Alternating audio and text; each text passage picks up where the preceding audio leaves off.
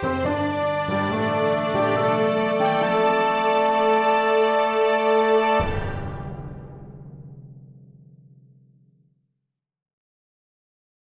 Story Seekers. I'm Nico. I'm Ben, and you're listening to The Tiny Bookcase. For this showcase episode, we are joined by a science fiction and fantasy author, travel blogger, and vegetarian chef based in Cardiff. Since 2017, he has been writing his epic fantasy in his Avatars of Ruin series. The first installment, Bloodsworn, was released in 21, its sequel, Blood Legacy, in 22, and the third, Blood War, in 2024. The fourth installment, Blood Ruin, is in the works. We would like to welcome Tej Turner. Hello, Tej. Hello, you all right? Not too bad, yeah. So just straight away and at the top of this episode, we should deal with the elephant in the room, which is that we have had this chat before, the three of us. And unfortunately, due to a horrible technical error, it was lost forever and sent into the void, banished to oblivion. Listen, if Marvel can do it, we can do alternate timelines. That's fine. Okay. Well, there's a slight change in my story since then. I mean, because last time we chatted, it was the day before I got my keys to my new house, and I was surrounded by boxes. That's true. Yeah, and since then, I've moved. So yeah, absolutely. Did you find that you're... Go on, Nico, sorry. I was going to say, do you think that freeing yourself from your box prison has changed you at all, either as a person or a writer? Yeah, no, I was lovely to have a proper study again, because my last study was by a noisy road window, and now I've got a study in the corner on the other side of the house, and I'm on a quieter street. So yeah, it's good to have that again now. Yeah, I can definitely commiserate with that one. I'm right by a main road, and it's really loud. So you have to decide whether you want fresh air or the noise. The ever-present wall of noise. Good stuff. Good stuff. Well, I think the story seekers that are listening know that what we're doing, which is a showcase episode. So we'll be asking our guest Tej Turner to read an excerpt. Tej, do you want to tell us a bit about the excerpt that you're going to read? So this is going to be an excerpt from Blood Ruin, the fourth installment of my epic fantasy series. I won't give too many spoilers, but this is the fourth installment, and about 2 years have passed since the third book, and most of the protagonists have been separated for a while. This chapter is following Rivan, and in the last chapter that he was in this book, he returned to the village that most of the characters are from in the first book for the first time, and he slayed some bandits who attacked him. And we're sort of catching up with him after that. Fantastic. Well, take it away. Folks listening at home, you can pause now and read the first 3 books, or just listen to the excerpt. Shall I begin now? Please do. Please do. Okay. Revan let the bandits turn into Sakaras. This wasn't the first time Revan had killed. Sharma was a very different place from what it used to be, and he wouldn't have survived the last 2 years if he wasn't willing to put his life above those who threatened him when someone forced his hand. Usually, however, he made sure to stab any corpses he made in the head afterwards to ensure they wouldn't arise again. He knew what he was and what killing people would do. He wasn't sure why, on this occasion, he let it happen. Morbid curiosity, perhaps? Or maybe he was just bored. Jaden had told him what happens to Sakaras in the absence of someone with a stone of Zakar. They become subservient to the commands of the person who sired them, and Revan had always wondered what this would be like. He looted the house that they had been staying in whilst he waited, finding nothing much of value. Dirty clothes, some poorly maintained blades, and a few sacks of grain he guessed they must have taken from some farmstead. Eventually, he felt the kindling of a new awareness at the edge of his consciousness, shortly followed by a second one, and then a third, 3 new beings. Revan went outside and found them standing there, waiting for him. He found their minds were joined to his in a way that didn't allow him to read their thoughts. He was relieved by this. If that had been the case, he probably would have ended them there and then, as he doubted he would have been able to tolerate such a thing. Revan had enough trouble maintaining his humanity whilst dueling with the Sakara within him, let alone burdening himself with 3 more. Revan simply found he could direct his thoughts at them. If he willed them to do something, they would carry it out. They would not speak. His mind-to-mind relationship with them was a silent one, and it only went one way: a master and his 3 slaves. Just 3. The 4th corpse never turned. Revan had wounded him too gravely. Revan soon put them to work. He found they didn't cope well with overly complex demands. He could get them to hunt for him if needed. That was something that came naturally to such creatures, but Revan would have to prepare the meat and cook it himself. They could fetch things and carry them. They could even cut down trees and chop them into wood, albeit in a somewhat ham-fisted manner. But Revan found he would have to light the fire. He tried to send them off to scavenge things for him, but the items they returned with were often not as useful as he would have liked. Revan did not stay in the village, or the remains of it, that is, as he just couldn't bear to. Yet he found himself unwilling to leave, so he went to the only place he could think of, the hill, the one where he and Sidri used to spend their time together when they were younger. Unlike the village, it had not been devastated by the Sakaras, so his associations with the place were still mostly positive. The first memory that came to his mind when he arrived was the last time they had come here, the day that Sidri was chosen. Back then, Revan had been angry. It had felt like the end of his world and all of his dreams, but neither he nor Sidri knew what was actually to come. But the memories that follow were mostly ones of happier times. During Revan's youth, this place had been where he always went to when he wished to escape from his parents or the pressure of living up to Bard's expectations, a place where he could just be himself, just him and Sidri. None of the other boys knew about this place. And despite the way things had ended between the 2 of them, Revan still thought back fondly on his friend. This was where the 2 of them had done most of their bonding, before everything became complicated by the Academy, and Shayam, the Synod, Bryna. Coming back here was bittersweet, but that was something that Revan wanted right now. Revan spent his first couple of days building a den. He tried to tell himself that it was just practical. He had built dozens of shelters over the last few years. It was just a more comfortable way of spending the night if one was sleeping in the wilderness, after all. But deep down, Revan knew this was something more than that. There were plenty of homes nearby where he could sleep, and this wasn't a shelter, it was a den. The 2 things could look entirely the same on the surface, but the difference was psychological. Revan was regressing. He and Sidri used to build dens here. They had never slept in any of them. It had just been a game to them, places they could spend time together and think of as theirs. They had grown increasingly elaborate as they grew older, and Revan was a little sad to see very little sign of the last one they created. Nature had worn it away. He soon started to rectify that situation. With the help of his Sakaras, he began to build a new one that would have put all of his and Sindri's previous efforts to shame. The Sakaras brought him piles and piles of wood and other materials. Revan used them to build a simple frame, followed by a roof and a fireplace.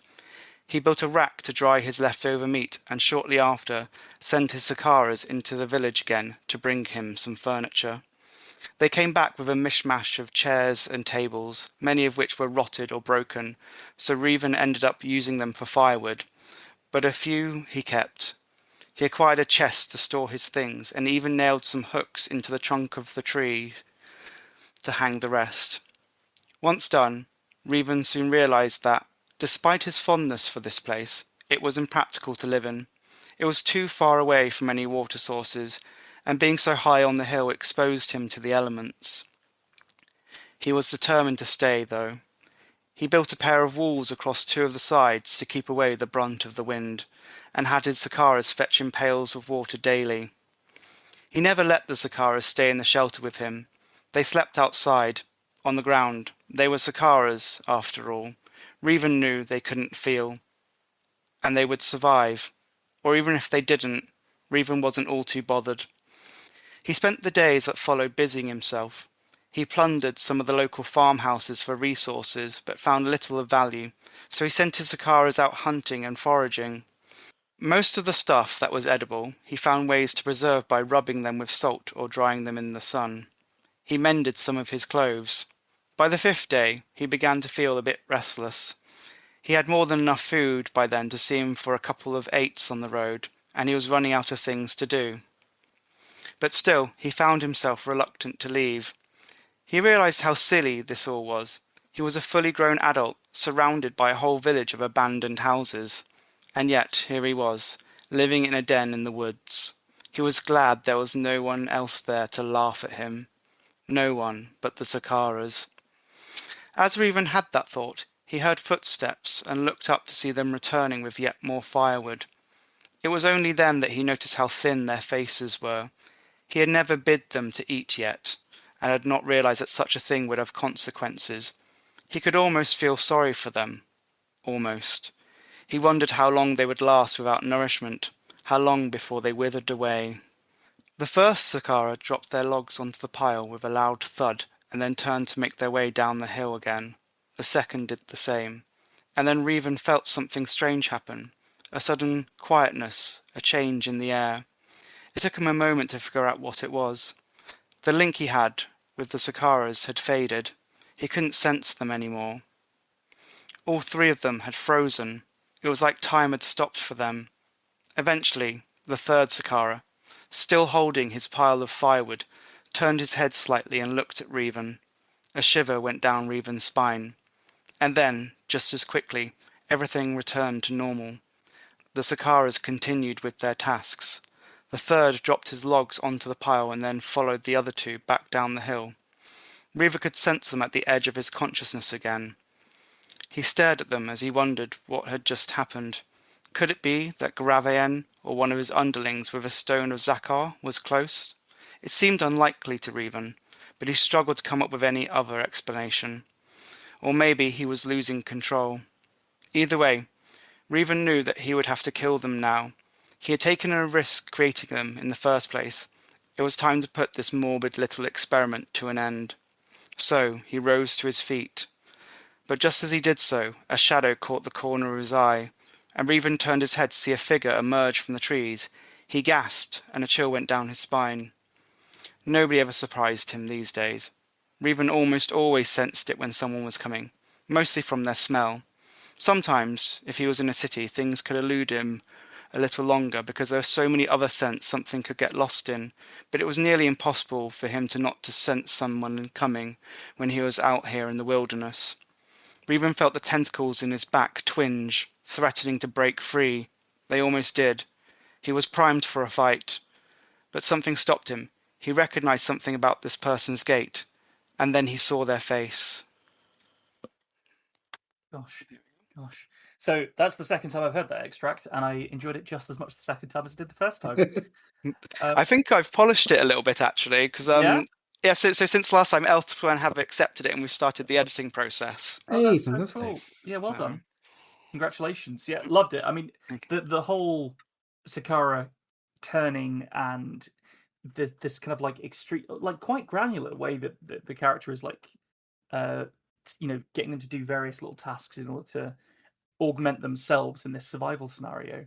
Really enjoy that as the start, and then the way that it builds to this really quite horrible sudden loss of that connection, because you as the reader start to really rely on that. It really shocks you, and it shocked me again the second time that I heard it. Great little horror movie moment, isn't it? Just turning to look at him. You've seen that in that moment. If you had a big pet dog and it did that, you'd go, "Oh shit, what's going to happen?"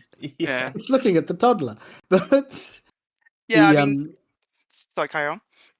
I was going to say I was really struck this time round. You tried to listen differently.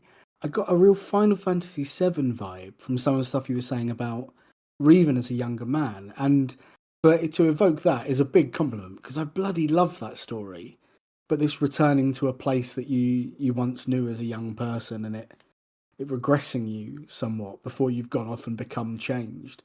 I got it recalled a lot of that for me, and that can only be a good thing as far as I'm concerned. Yeah, well, yeah, I mean, Revan is like the character who you'd least expect that from in the first books, because he's the one who is sort of he's the least sentimental, and he's actually quite unlikable, I think, in the first couple of books. But he has a glow up in book 3, and so I quite like that it's him who goes back there and has this moment there. But Yeah, yeah, like with the Final Fantasy, I used to play Final Fantasy, and I think some of the games that I've played have influenced this series a bit. But I mean, I pitched this series. I didn't come up with this. It was a reader on Goodreads who came up with this, and when they did, I thought, shit, I wish I'd come up with that when I was pitching it. Um, it's Wheel of Time meets The Walking Dead. So it's a story that starts out with 5 characters who are sort of in their late teens, from a village, get to the call to adventure, but it's got horror elements as well. None of them are the chosen one. They survive. They some of them gain powers because they get ritually experimented on, basically, and then they escape.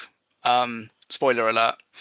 But some of my I never actually read The Wheel of Time until like after I started writing this series, and other people said I should. I got about 5 books into it until I thought like, I like this, but not enough to go for the other 8 or whatever yeah, whatever it is. But one influence I don't mention before, but I think was actually very big in this series, is I grew up watching a lot of sort of like 80s and 90s anime.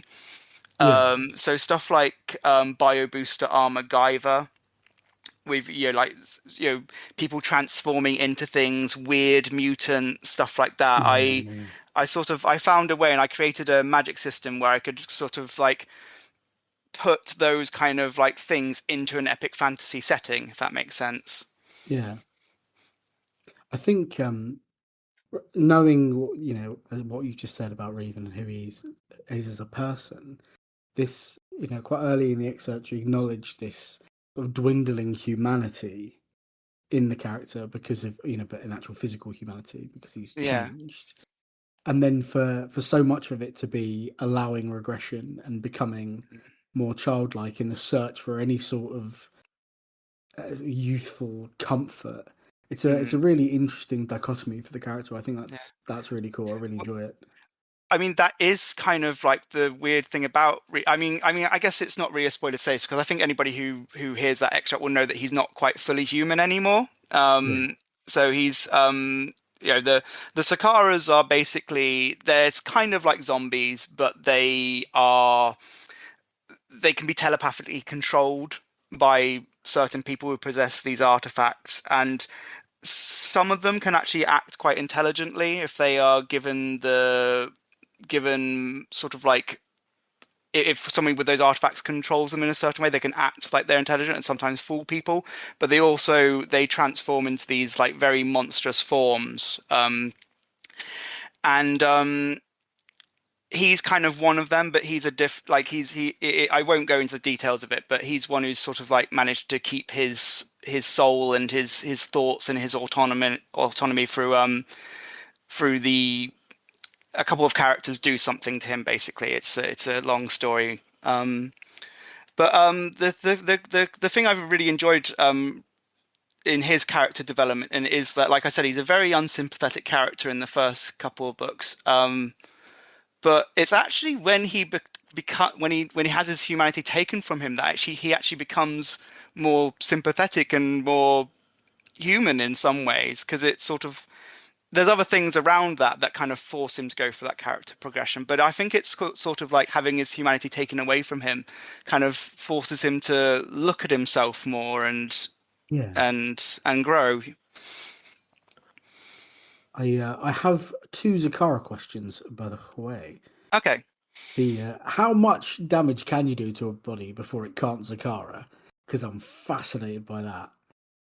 So And oh, sorry, go on. Carry on. I'll say the only other one was: is there like a telltale sign of them? Like you said, some could appear intelligent, but is there like a spooky yellow eye or something similar?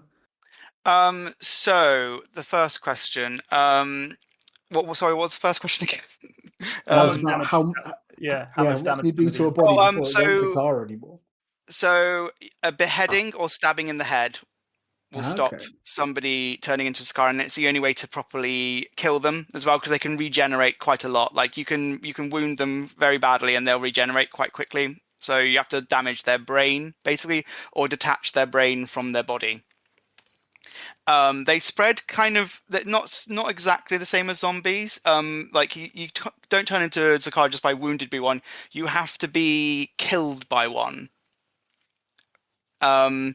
And telltale signs. So some of the characters who are sort of like a bit more insightful, I guess, or observant, they've throughout the story eventually feel like most of the time they can tell when somebody's a Zakara by looking into their eyes, because they've just kind of got this deadness to their eyes. Yeah. Um, if you draw their blood is kind of like a brownish color rather than a red color as well. Hmm. So that's another telltale sign. And then there's some of the obviously if a character's got a stone of Zakar, they can tell Yeah. because they and some of the characters who have because I have other forms. I have sorcery as well as this magic system that's created these mutants and stuff. So some of the characters who have magical abilities that are kind of like more on the sort of like the psychic range can tell as well. So, Mm. but the deadness in the Okay. eyes is what most of characters do, but that's not always completely foolproof, because Yeah. the stone of Zakar, the people who have the stones of Zakar, they can, if they do nothing to a Zakara, they just act like a sort of like a dumb automation, like the ones that Revan's working with in this story. But I have this thing that happens from the second half of book one, where people can enhance Zakaras, which is when they gift them with more free will, and they can act Hmm. more intelligent that way. But it's only when somebody has sort of done that. It's like they can almost be programmed, but it's not done by computers. Obviously, it's done by magic. If Yeah, that makes sense. yeah. So One of the recurring things that just keeps going through my head after hearing this is just how irritating it must be to have your will interpreted by morons like this. Um, like it would just, this like, they'd be like carrying wood and just bumping into walls and things like that. And there's a point at which you sort of do go into it, don't you? Because you talk about how he's leaving them to sleep rough. So how long would it take them to die of exposure? Um, which really is dying of neglect, isn't it? Because if there's something you've taken control of, then it's sort of on the controller really in that scenario. Um, but I was just wondering if that is like if that's through the rest of the series. Like is that played with various different sort of shades on it?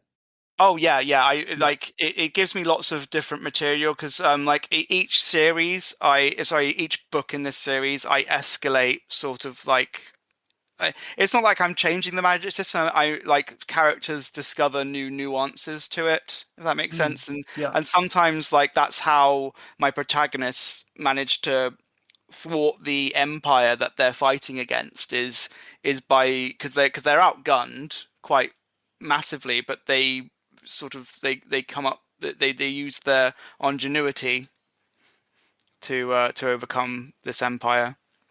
That's cool. It's cool. Well, I think I'm sure we'll keep having things to say about that as we go on. But for now, I think I'll kick us into the interview questions, which Okay. I think starts really neatly because we've just heard this story, you telling your own story. But I was wondering who inspired you to start telling your own stories. Um, I don't know. I was a massive bookworm when I was a kid, and I grew up in the countryside. Very rural, so I couldn't just go out of my house and hang out with people. But I had quite a big garden. I read a lot of fantasy books, and I had a big imagination. So I was just sort of creating stories in my head, and literally ever since I was like the age of 6, I think I wanted to be a writer. Um, and I don't know. I used to, yeah. And also, I guess also when I grew a bit older and realized that I was queer, I realized that even though I loved epic fantasy, I very rarely read books that had characters like me in them. Mm. Yeah. and I wanted to write them, if that makes sense. Oh, perfect sense. The How did you tackle that in your in this series? Did you quite a lot of the characters representative of that identity, or is Yeah, so in the first book, I mean, I've got like 5 very central characters, and then like another like 7 or so secondary characters. One out of the 5 is gay, and then out of the other 7, like I think one of them's pansexual, one of them's bisexual. Um, then I think in books 2 and 3, I introduce non-binary characters as well. Yeah, and I've got a new trans character actually in book 4 who's going to make an appearance, and they're going to have quite a pivotal role actually. the I'm not really sure how to ask it, but have you ever had a character sort of come out to you through the writing? So you've not intended for them to be queer, or you'd never, they weren't written inherently queer, and you have discovered through finding their narrative that they are. Um, yes, I think that's happened to me, but not in this series. In my earlier 2 novels, which are contemporary fantasy, I've had that happen a couple of times there, but um, those novels are much more queer than this epic fantasy series. Like almost everyone in those books is queer in some Yeah, ways. It's in some way, yeah. So they were playing um, the odds there. yeah, I did actually want to turn a character straight, because I did I don't know, I did have one character I tried to write as bi, and then I just kind of like, do you know what, this is it's not ringing true. I don't think he's bi, and I turned him straight, but it was fine because it was right for that character, and there was still plenty of other queer characters in that story anyway. Yeah. Hmm, it's fascinating. Yeah. It's really interesting insight into the way that you're creating your characters and stuff. It's very cool. Yeah. So obviously, from what we've just been talking about, you have a queer identity, and Yeah. I'm assuming you feel a connection to the queer culture.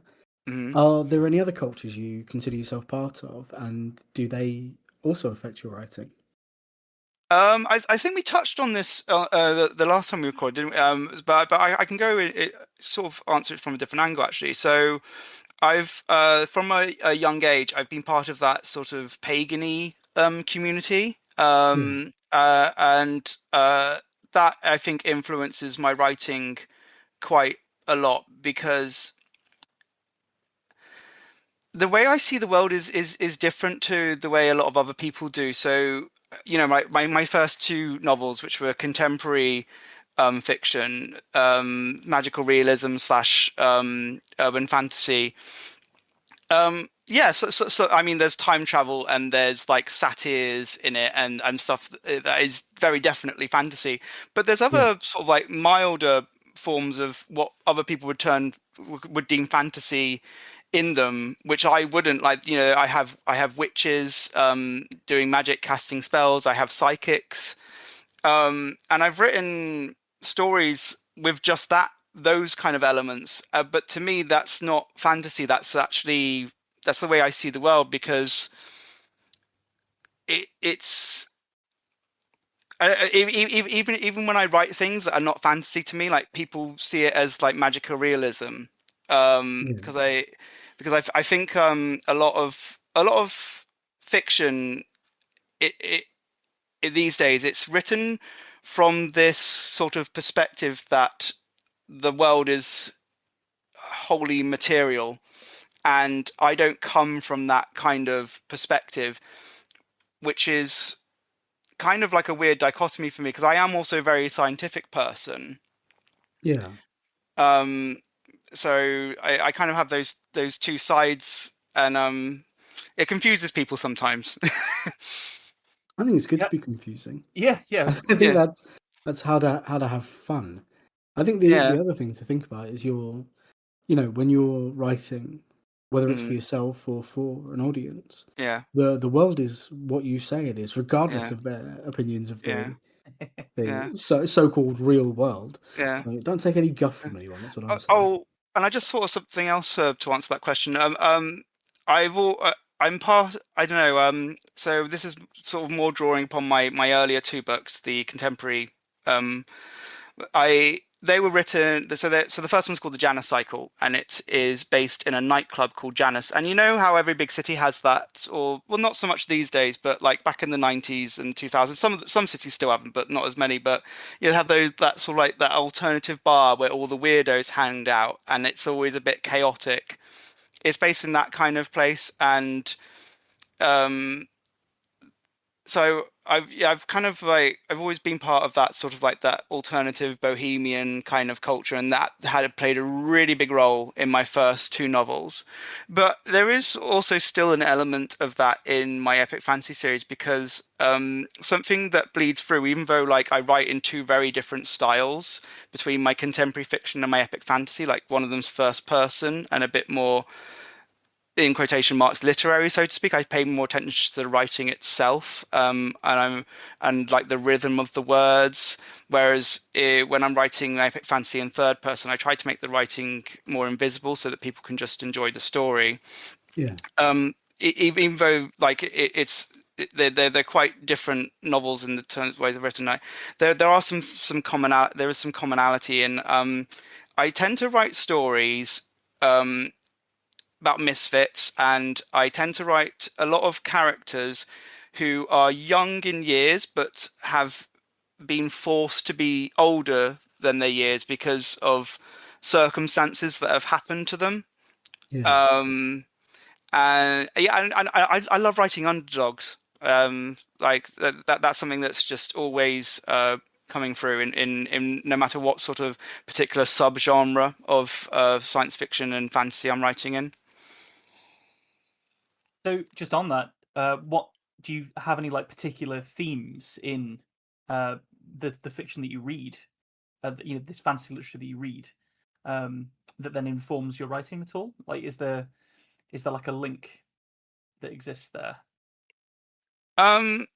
So I grew up reading, I didn't read. I mostly grew up reading epic fantasy. I don't read as much science fiction. I watch a lot of science fiction, but my bread and butter in terms of reading has always been epic fantasy. I have read other things as well, obviously, but generally, like that's my favorite genre. But when I say epic fantasy, I grew up reading slightly different epic fantasy to what a lot of people were reading at that time.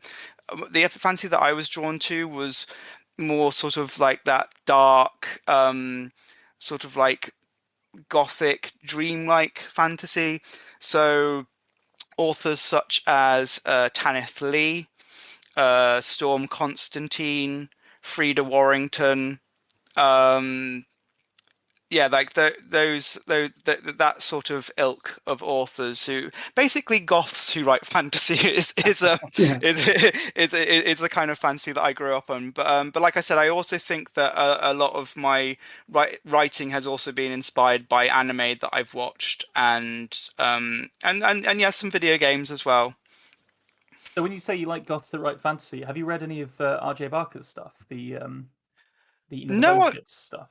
no, I haven't actually. Oh, I met him at a convention a while ago. Um, uh, Briefly, but I haven't got around to reading stuff because I'm sure you know what it's like. You go to so many.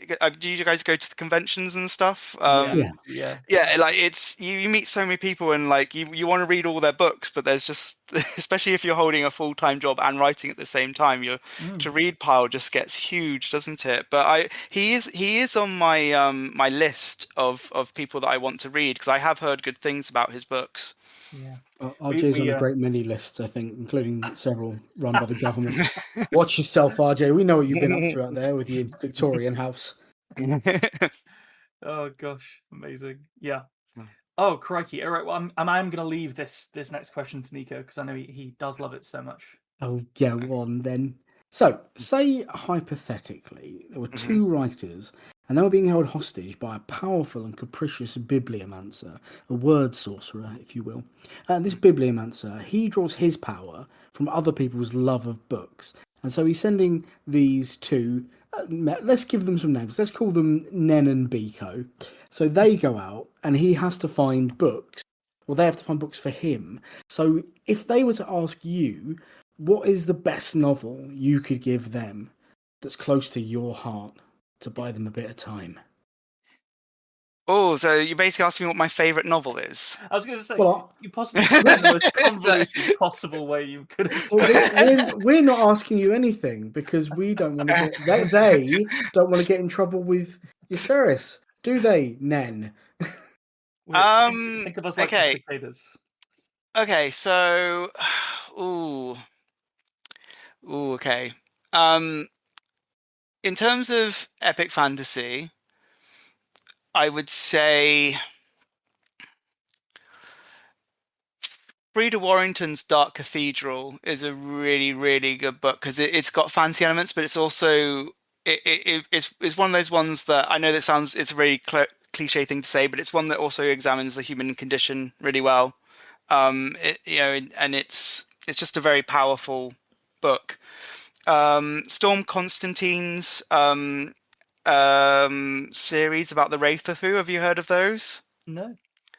Oh, they're incredible. They're basically based in like a post-apocalyptic world, but in the future, where this new race of like genderqueer beings, like post-humans, have taken over, and they're kind of wiping out humanity. But you're sort of on their side. It's really hard to explain, but like it's an incredible series. That yeah, Storm Constantine's Wraithafu series. It's And then sorry. I was going to say it's interesting, isn't it? How many writers, when they're writing the future, give society an inherent queerness. Not Yeah. always in a positive, like, a lot of older stuff Mm. like Haldeman's stuff. He Yeah.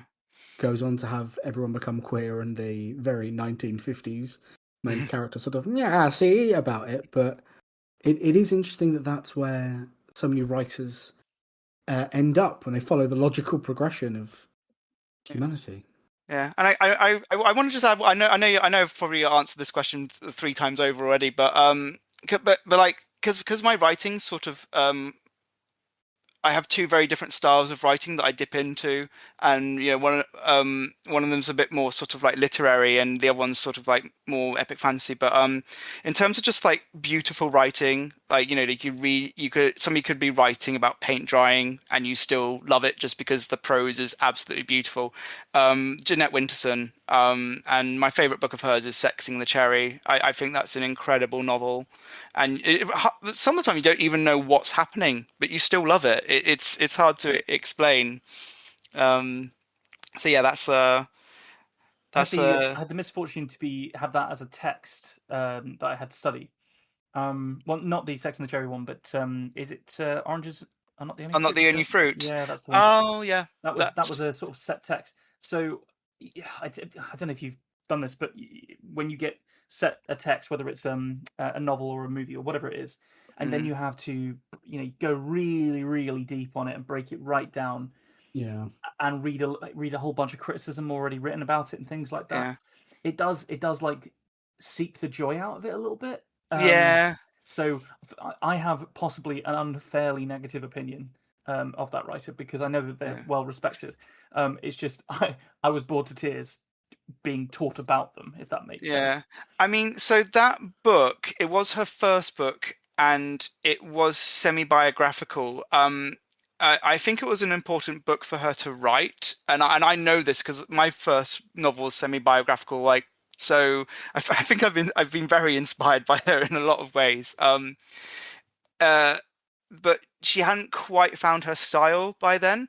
So if I was like, say, if somebody said to me like, "Oh, which Jeanette Winterson book should I start with?" Even though that's her first novel, that's not the book that I would tell people to start with. I'd probably say Sex and the Cherry would be the novel to start with, which I think is her second one, and that one, that's when she really finds her style. And yeah, That's fair. Just to do my super inability to forget anything I've ever seen in a television show or movie. My first experience of Oranges Are Not the Only Fruit was in the Pulp Fiction parody in the first episode of season 2 of Spaced, where Nick Frost's character steps out of the bathroom and has been reading it. And I didn't know what it was about Bear for the trap your longest mind, isn't it? time. Yeah, it's just full of stupid shit like that, and I had to get it out, or I would Yeah. have thought about it for the rest of the interview. Please do go on, chaps. Well, we're giving Sex and the Cherry to Eustaris, and hopefully that'll keep him off our backs. Hypothetically. So my next question is, I think it's an interesting one, but let me know what you think of it. Which is, what role does empathy have in storytelling for you? Oh, massive. I mean, if you're not writing in a way that makes you have empathy for the characters, you're not doing it right. You can have a really good story, but for me, if I'm not if I'm not engaged with the characters, I will eventually lose interest. If that makes sense. So, do you have a Is sort it- of a mechanism finding and sort of your empathy for the character that you're writing? I always try to make my characters. I don't I don't like having characters that are good or evil. I don't like having like purely good or purely evil characters. Like I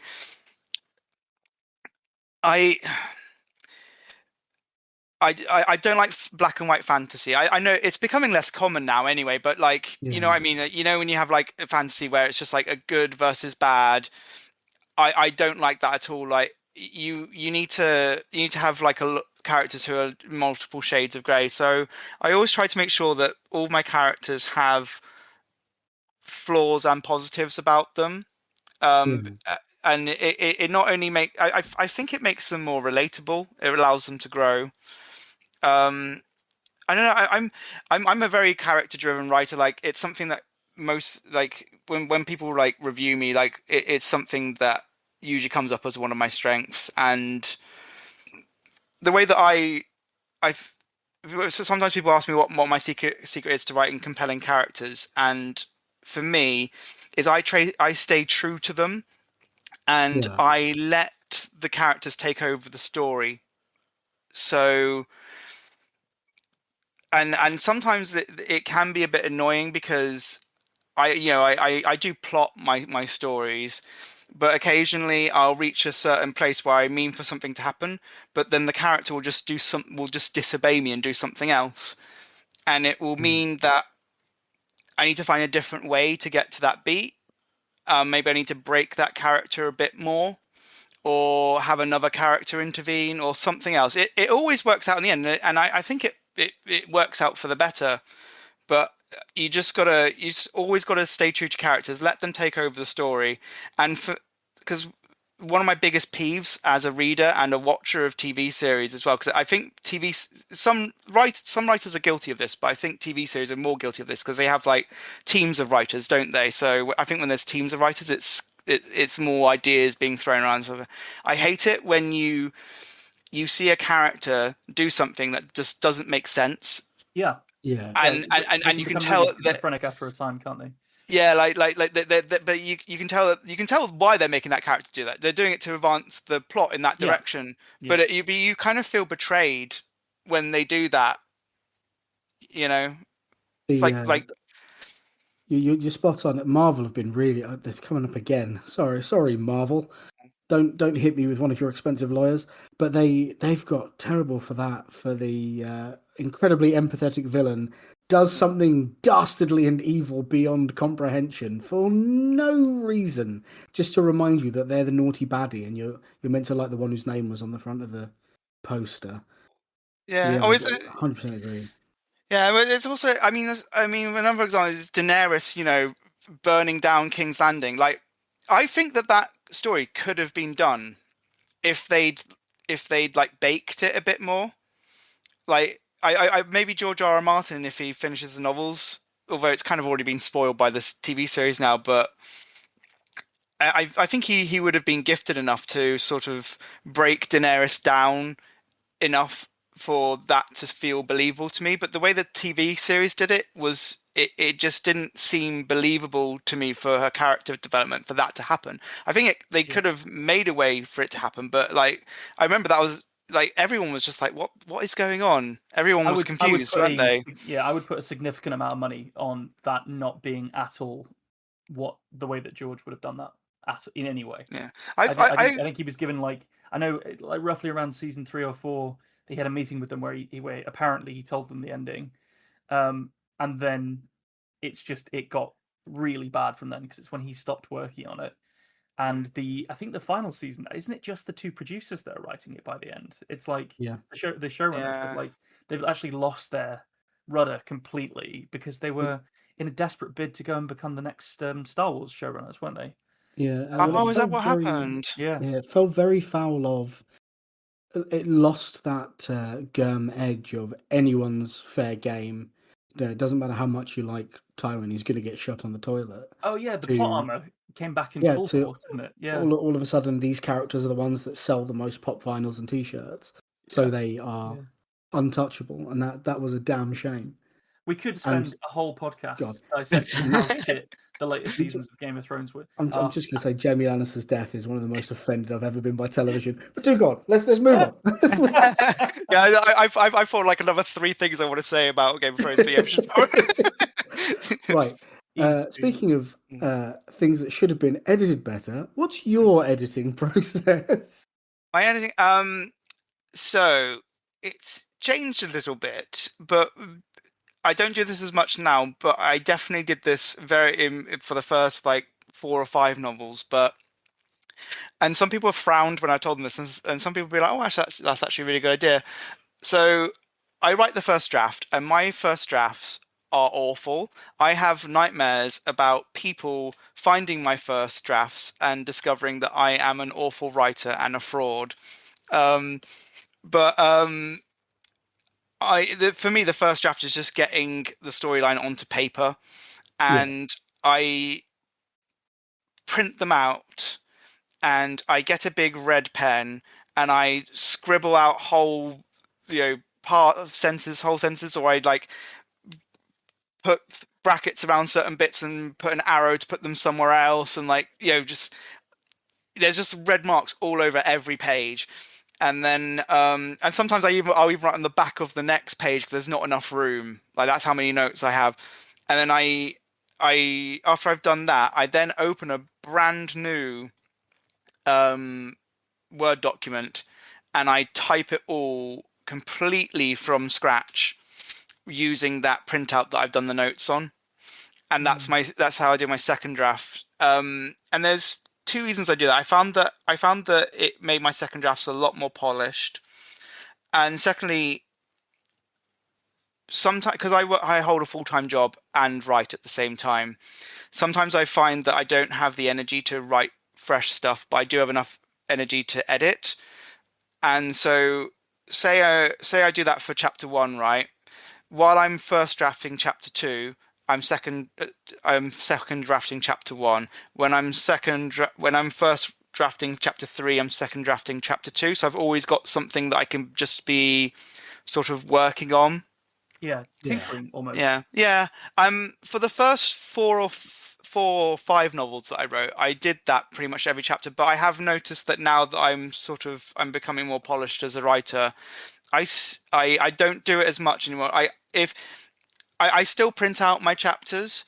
I still write notes on them, but I'm finding now that sometimes I'll have a chapter that I have a lot of notes on, and I will retype that one from scratch. But I'm actually finding more commonly now that I'll still print it out and have the notes on it, like I just said. But I'll then just if I'm finding myself not writing many notes, I will just go back to that document and just touch it up, if that makes sense. Yeah. So roughly how long does it take you to put together one of these books? For me, if I'm having a normal year in quotation marks, because obviously I do my backpacking and traveling and I studied at university doing like a bachelor's and a master's and stuff. But if I'm having a normal year where I'm just working a full-time job and writing, it usually takes me about a year for a novel. So Yeah. Okay. Yeah, I mean that seems fairly good to me. I know it's the thing that is often touted about Robin Hobb, who is an absolutely wonderful writer. Is she tries to keep to a book a year. That's the goal, and I think that a couple of other writers do that. But I know that there are some that can get through like 1.5 books in a year, or maybe even 2, depending on the length of the thing that they're writing. But you're writing epic fantasy, which is innately massive. So yeah. I can imagine that being the case. It's much easier in the... Chris Nuttall, who is Elsewhere Press, who are my publisher, he's their biggest selling author. Right. He manages to do a book a month now, but Whoa, what? he's now on like I think he's done like over 70 books now, and it's his full-time job. And he's just got that kind of brain, you know, where he can just I don't know how he does it either, but you know, people's brains work different. Like it amazes me, but Sod the brain, his fingers must be exhausted. Yeah, that's incredible.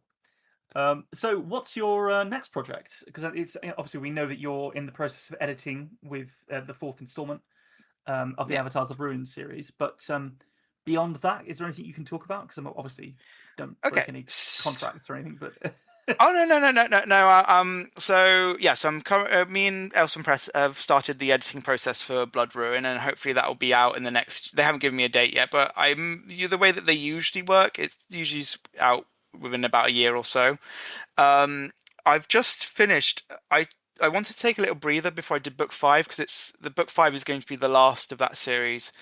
I'm going to start that soon, but just before I started the editing process for Blood Ruin recently, I actually took a little breather and I wrote a little novella, and it's my first ever novella. And it's pure science fiction as well, which I've never quite done. I've done things that have had elements of science fiction, but I've never done pure science fiction before. It's 25,000 words. And even though it's actually a bit more in vein of my early urban fantasy stuff because it's contemporary and it's written in first person and it's a bit more cathartic because my first 2 novels were kind of like me sort of like cathartically like sort of I don't know, like entering my adult years and leaving my youth behind, if that makes sense. Like I wrote them just after I finished uni, and at the time I didn't realize that they would actually end up being published. That other people would actually want to read them was a surprise to me. But this one's kind of like me entering my middle years, if that makes sense. Like it's sort of, it felt like something I wanted to get out of my system. I'm gonna polish that off soon and send it off to some beta readers of mine and find out whether it's one of the best things I've ever written or self-indulgent garbage. I'll find that out shortly after. Are your beta readers that brutally honest with you? Have you got some real gloves off stuff coming from them? No, I mean I've never had anybody tell me something's awful, but I've been told some truths that I needed to hear. You know, like so I've got the first book of another series that I wrote during COVID. So I was on furlough, and at that time I'd written the first 2 books of the Avatars of Ruin, but I didn't have a publisher yet. And I just thought there's no point in writing book 3 when I don't have a publisher yet. So I wrote the first book of another series, and it's the most ambitious thing I've ever written. It's based on a world that is tidally locked to its sun, and the people live on the Twilight Belt. And they're survivors of a post-apocalyptic event, and they're sort of like hemmed in because they have to live on this little Twilight Belt, but they're also prey to another race of beings. It's currently called Children of the Gloom. I know it's good and I know it'll get published somewhere, but I'm having I tried to send it out to some agents a while ago, but the problem is that it's got a very high word count, and apparently the industry, it's very hard to get a book that's above 140,000 words with an agent or with a big publisher now, unless you're already a very big name because of printing costs and other economic factors that are going on. So I've put that aside for now, but once I've finished book 5 of the Epic Fantasy series, I'm going to dig that up again and see what I can do with it, because I definitely want to get it out there, because it's I think it's the best thing I've ever written, but it's just difficult to sell at the moment. Yeah, I mean, sounds like so you've got that's your work fascinating. cut out. Yeah, very much so. But I am interested. Sorry, you mentioned that you've had like truths that you needed to hear from the beta before. Are you comfortable sharing any of those? I mean, none of them are really anything like massive or anything. It's just sort of like tweaking little things. I've never like needed to like completely abandon anything or anything like I don't. The only unpublished novel I've got is the one I've just told you about, and I do think it will be published in some form one day. Yeah, like it, I mean, no, I can't think of anything really big, you know. It's just people telling me about little like subplots that I need to kind of like either get rid of or Or develop into plot yeah, plots rather yeah, than yeah, plots? yeah. Yeah. Yeah, it's never been anything massive like that. Because I I think it's a think fascinating process, isn't it? Because I know yeah, whenever I've gotten, because we've had loads of notes from yeah, people on this show or Mm. privately, yeah, um, and you can really feel it when somebody gives you a bit of feedback that like it shocks you, it's uncomfortable, but yeah, it's a fantastic growth moment, and you feel Oh just yeah. brilliant yeah, when you build on yeah. it and go forward. You feel brilliant. Yeah. I, Um, I, I yeah, did creative writing at university, yeah, and a lot of that involves a lot of critiquing and stuff like yeah, that. yeah. And I noticed during the course that there were two types of people there. There were people who had a really good sense of storytelling, but they wanted to learn how to actually write better. Hmm. And there was people who like were beautiful writers, like they, like how I described Jeanette Winterson earlier. Like they can write about paint drying, and it's beautiful, but they sort of they didn't they wanted to learn how to come up with a story better, you know. Yeah. And I was one of the former rather than the latter. Like I've always had quite a good sense of how to write a story. For me, going to university and studying creative writing was about learning how to just get those technical skills of writing better, and the skills that I am. Like I said, like with my editing process changing now, they're skills that now I'm on my seventh novel that are getting better. So That's fantastic. No, it's Yeah. brilliant, and I'm very pleased for you that things are going so well. And it sounds like you've got a really good relationship with your editor, and you're moving forwards and writing SF stuff. It's really cool. yeah, Well done. Well done. thank you. So I think that's about all we've got to ask you today. But if people want to ask you things themselves, or find out what you're up to, or find out where to buy your books, where can people find you on the good old internet? I am very easy to find online because I'm the only person with my name, and I have quite a short, snappy name. So, Tej, Tej, and then Turner. My website it is tejturner.com, and there I have like pages for each of my books, and it not only gives you links to where the various places where they can be bought, but I've got links to like the reviews for them, and I've got synopsis for them. I've also got my travel blog on there, which is completely free for people to read. So I've spent 4 years backpacking around Asia and Latin America, and that's completely free. Yeah, but if you just type in my name into Google, everything is me, and on all the major social media platforms, I've always managed to claim the handle Tej Turner before anybody else has, because it's not really a competition. So Well, perfect. So yeah, people can find you there. yeah. Just out of interest, do you know? Obviously, you mentioned you've got like, a short, snappy name. Is Tej your like birth name, or did you take it No, later on? no, Or? no.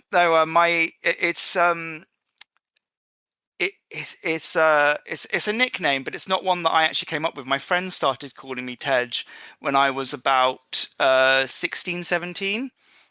But I've always had other nicknames because my birth name is one that's it just doesn't suit me, Yeah, like yeah, yeah. your name is something your parents give you when they're baby. They don't know who you are, and I won't say it on here because I don't want to give people too much ammunition. Like, people can find it out if they dig hard enough. Um, but yeah, like my name just ridiculously just does not suit me. So I've always had nicknames. And people started calling me Tej. It was just one of those names that evolved. But Turner is my actual surname.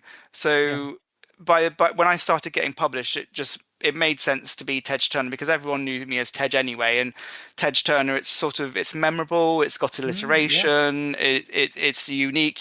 When people Google me, it makes me look far more notable than I actually am. Very so good. it's so it's been useful in Tej, that regard. Don't you worry, we won't tell anyone that your real name is Potato Gratin O'Houlihan Show. It will not happen on. Oh no! So yeah. Well, I call it my legal name rather than my real name, but like only my parents and very old friends still call me by my legal name, and it's actually got to the point now where whenever I go back to see my parents, they actually think I'm being rude because they'll like call it and I don't respond. It's not because I'm sort of like intentionally being rude. It's just because it just doesn't register anymore. Wow. Like, I it's like like the term government name for that. yeah. When people call me Nicholas, I think, who the fuck is that guy? I don't know him. Yeah, government has Yeah. a good term for it. I think it is borrowed from the States, isn't it, that one? But I agree.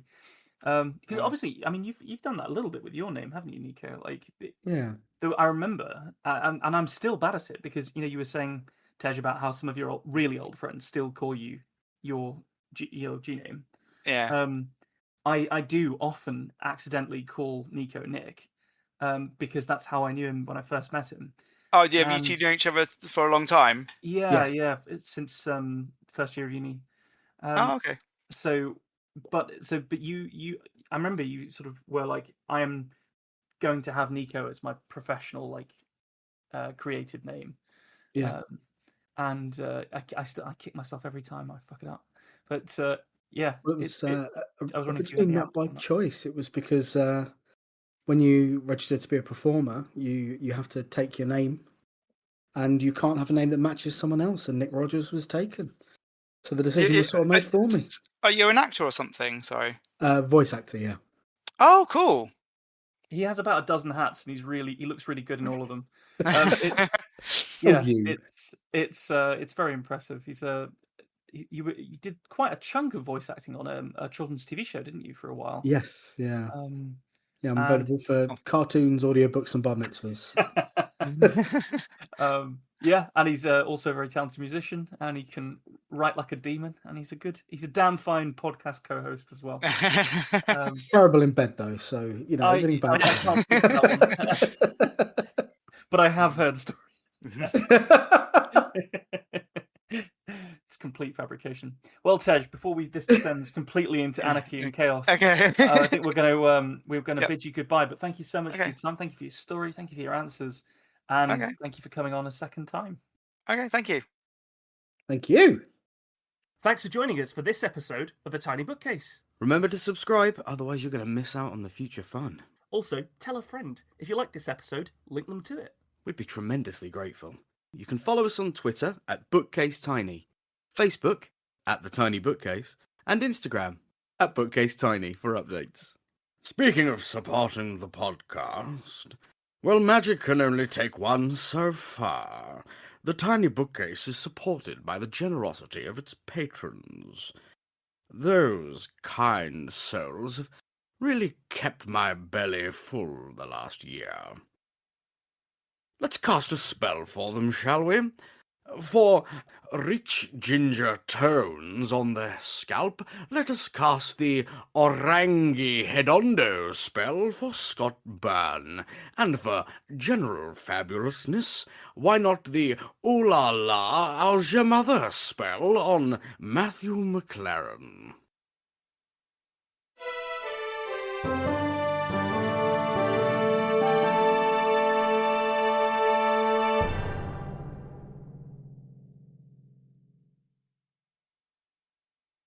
How do you come up with that shit, man?